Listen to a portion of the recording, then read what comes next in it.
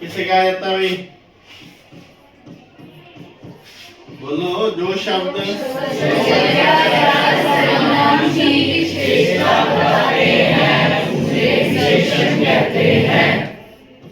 सर्वनाम की विशेषता बताते हैं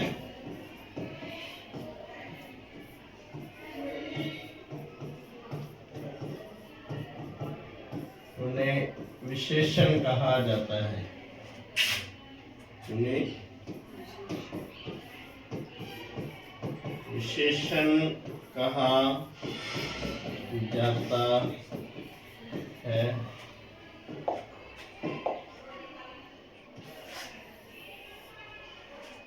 विशेषण के भेद कितने भेद होते हैं?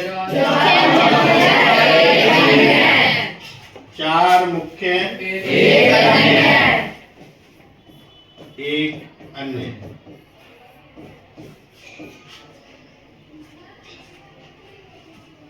चार मुख्य और एक अन्य भेद होता है। तो सबसे पहले इसका जो भेद है वो कौन सा है? गुणवाचक विशेषण। सबसे पहले है गुणवाचक विशेषण।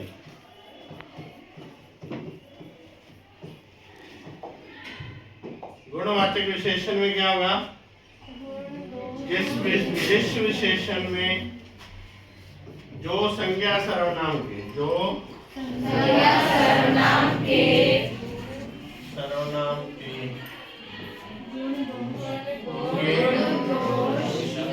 गुण दोष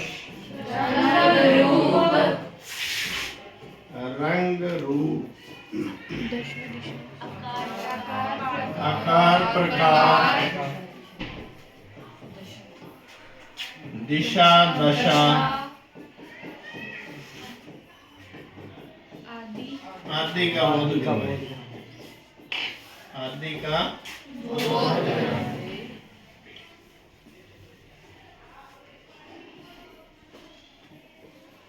आदि का बोध करवाए।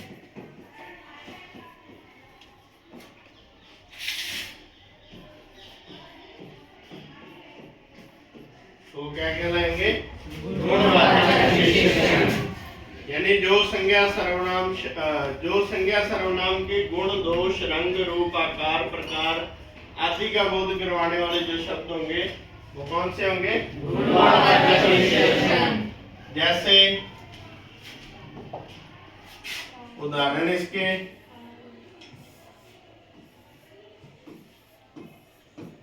उदाहरण में क्या आ जाएगा? जैसे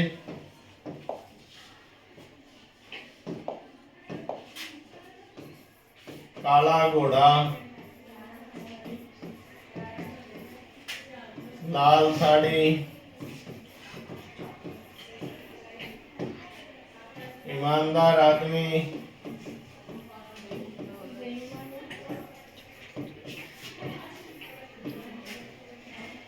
मोटा आदमी और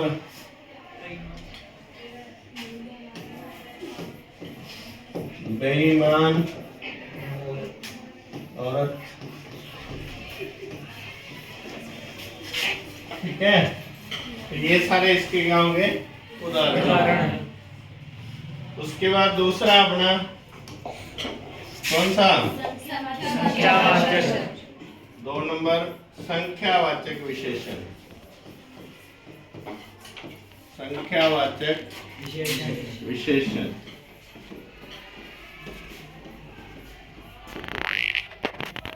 संख्यावाचक में क्या होता है?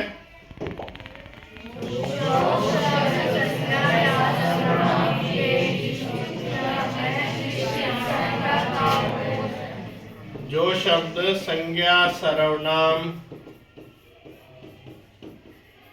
के निश्चित या अनिश्चित संज्ञा सर्वनाम की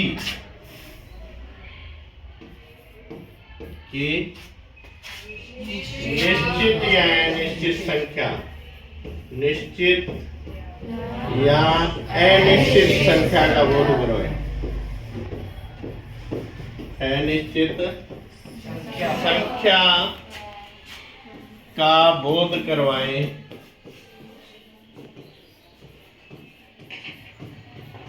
क्या कहलाएंगे?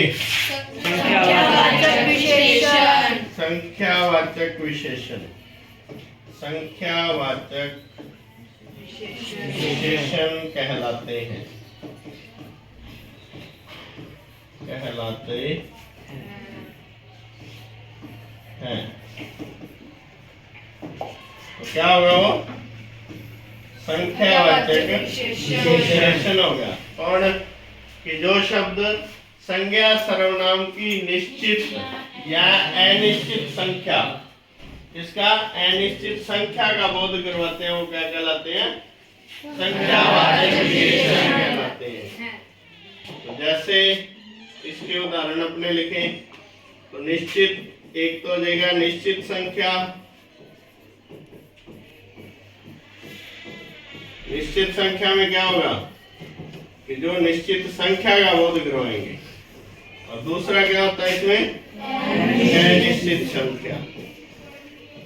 अनिश्चित संख्या।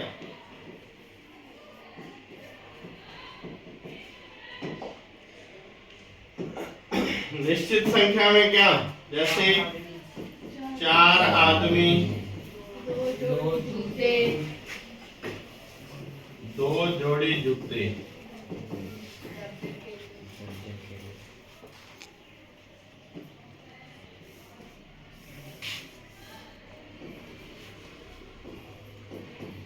दो जोड़ी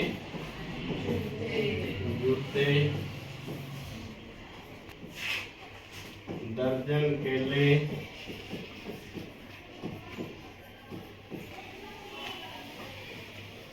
और इसके अलावा क्या आता है? जैसे कोई भी प्रथम, द्वितीय, तृतीय, ये वाली जो भी संख्या होगी वो क्या इसमें आएगी? निश्चित संख्या में। प्रथम, द्वितीय, ठीक है, या पहला, दूसरा, तीसरा, दूसरा, तीसरा, ये सभी किसमें आएंगे? संख्यावाचक में आते हैं। अब अनिश्चित संख्या। तो अनिश्चित संख्या में क्या होगा कि जहां संख्या निश्चित ना हो। अभी 4 आदमी लिखा था तो अपने लिख दे कि वहां कुछ आदमी खड़े थे। कुछ आदमी, या लिख दें बहुत से लोग। बहुत से लोग। तो ये क्या हो जाएगा? अनिश्चित संख्यावाचक। संख्या तो है लेकिन निश्चित नहीं है, कितने हैं वो अपने को पता नहीं चल रहा। उसके बाद तीसरा इसमें कौन सा आ जाएगा? तीसरा परिमाणवाचक।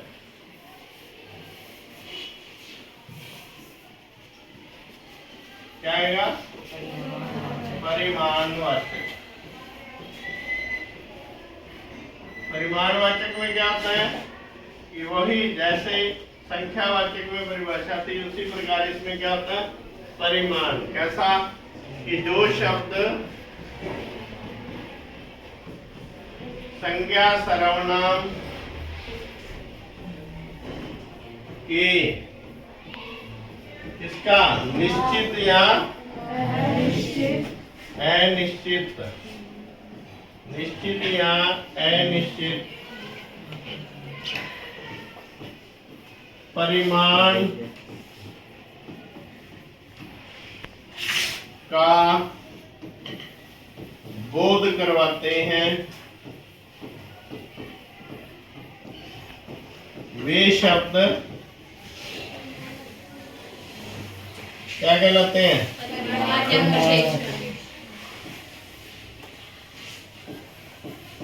वे शब्द परिमाणवाचक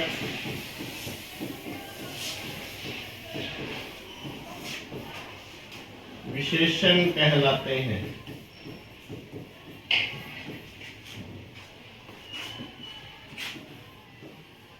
कहलाते हैं।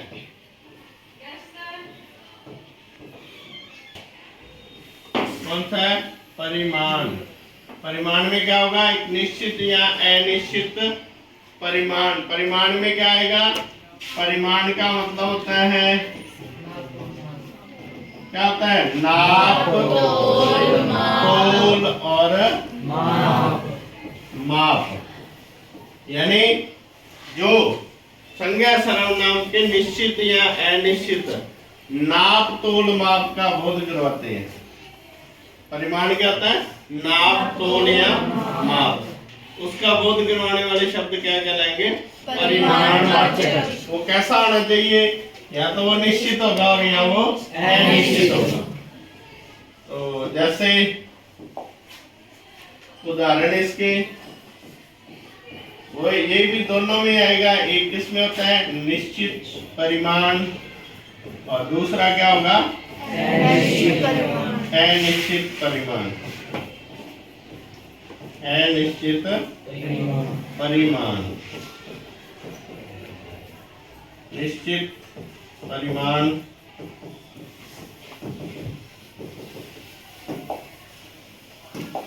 निश्चित में क्या आ जाएगा? निश्चित परिमाण होना चाहिए नाप, तोल, माप में से। नाप क्या होता है? क्या होगा नाप में?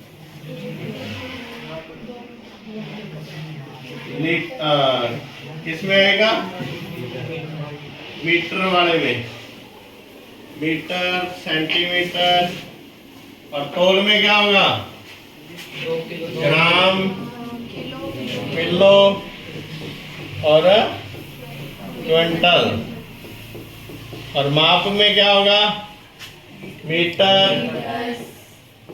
सेंटीमीटर और किलोमीटर।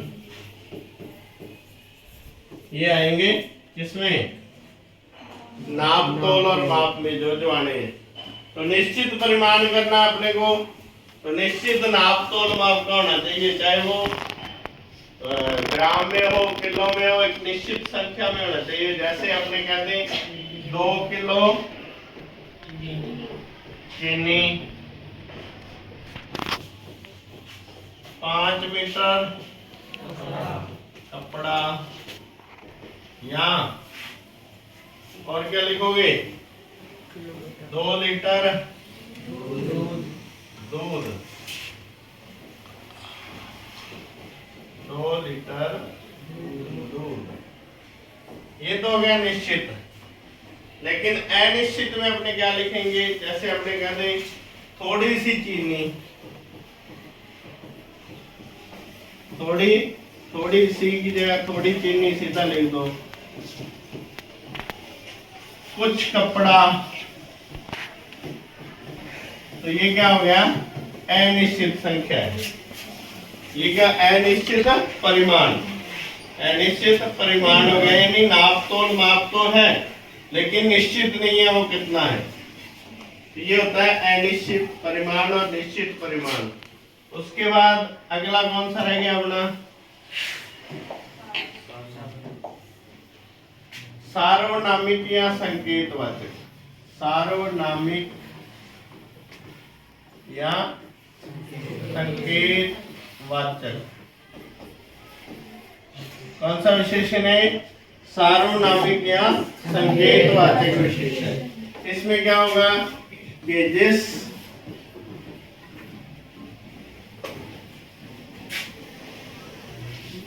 शब्द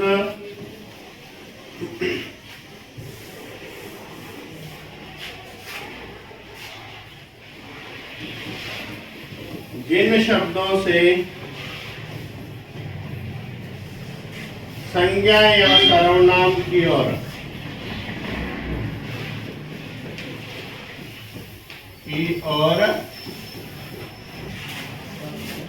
संकेत किया जाए,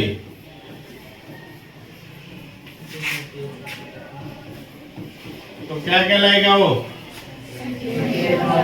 संकेतवाचक विशेषण। संकेतवाचक विशेषण कहलाता है। दूसरी इसकी परिभाषा होती है कि जब क्या है संज्ञा शब्द से पहले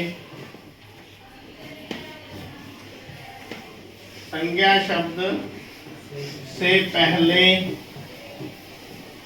सर्वनाम का प्रयोग किया जाए, प्रयोग किया जाए, उसे क्या कहते हैं? सार्वनामिक विशेषण कहते हैं,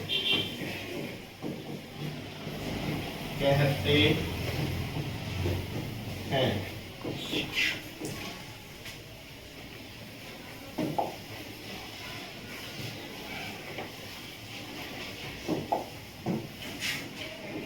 उसे क्या कहते हैं? सार्वनामिक विशेषण। और अगर संकेत के द्वारा किसी की विशेषता बताई जा रही है तो उसे क्या कहते हैं? संकेत। ये दोनों ही परिभाषाएं इसमें आती हैं, दोनों ही परिभाषाएं इसके लिए हैं। जैसे अपने उदाहरण लिखते हैं इसका, क्या इसका उदाहरण? कि यह घर रमेश का है, यह घर रमेश का है। तो यहाँ क्या है? विशेषता बताने,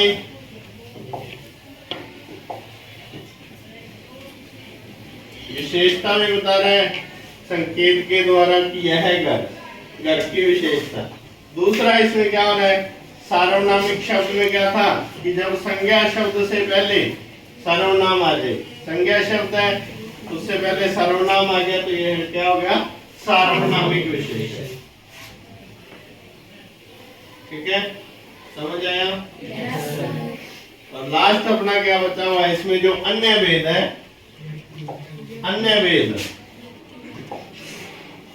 भेद में क्या आता है? व्यक्तिवाचक विशेषण, व्यक्तिवाचक विशेषण।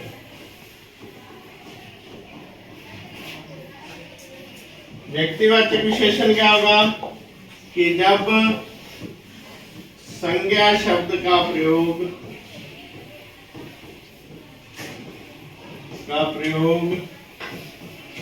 किसी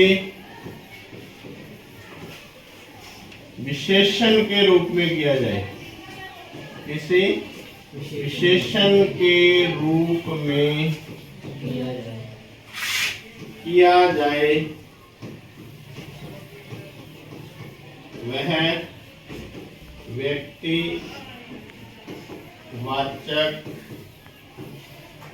विशेषण कहलाता है, विशेषण कहलाता है। जैसे अपने इसके उदाहरण लिखें। जयपुर क्या है? संज्ञा है, लेकिन इससे क्या होना है? जयपुरी रजाई। और अमृतसरी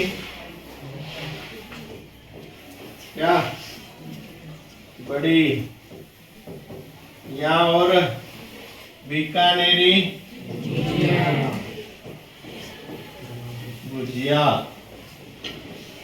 यानी जब भी संज्ञा शब्द को किसी विशेषण के रूप में प्रयुक्त करेंगे तो वो कौन सा कहलाएगा? व्यक्तिवाचक विशेषण कहलाता है। ये आपका विशेषण टॉपिक कंप्लीट।